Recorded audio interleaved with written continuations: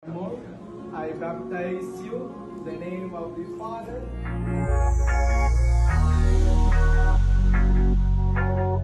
Anak ni Buboy Villar dito sa kanyang partner na si Krisha, bininyagan na. Kahapon nga naganap ang binyag ng anak ni Buboy at Krisha. Ang kanila namang napakalusog na cute na baby boy ay pinangalanan nga nilang Kyrie. Ang ilan naman nga sa mga kaganapan sa naganap na binyag dito ay ibinahagi ng ninang ni baby Kyrie. Makikita nga dito sa video na itong si Buboy Villar ang naghawak dito kay baby Kyrie habang ito ay binubuhusan ng tubig.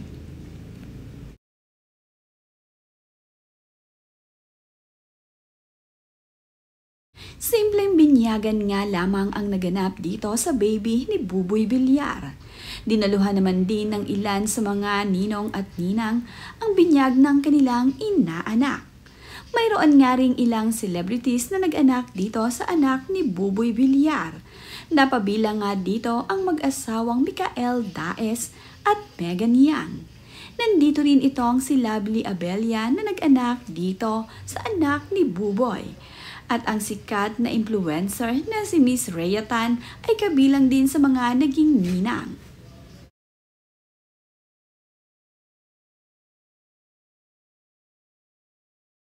Amen. Thanks be to God.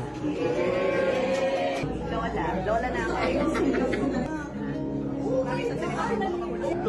Gutom.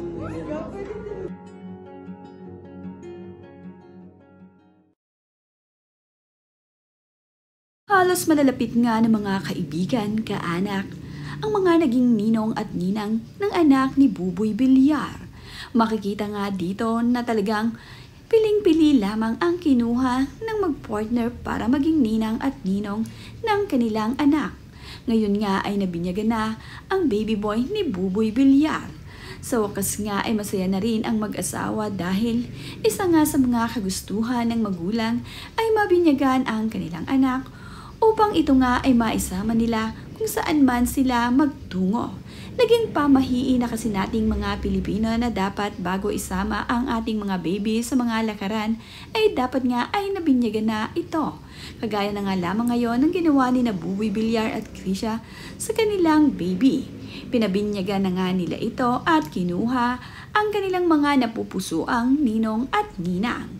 Makikita na napakasaya ni Megan Yang, Micael Daes, Miss Rhea Tan at nitong si Lovely Abella na nadagdagan na naman ang kanilang inaanak. Ninang duties nga ang mga ito. Marami nga ding nag-anak dito sa anak ni Buboy at Krisha. Pero tanging malalapit lamang dito sa mag-partner ang mga ito.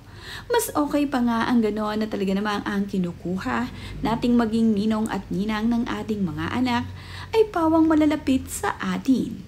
Upang maging pangalawang magulang nga ng kanilang mga anak ay ito naman talaga ang maganda. Narito nga ang ilan sa kaganapan sa naging binyag ni baby Kyrie.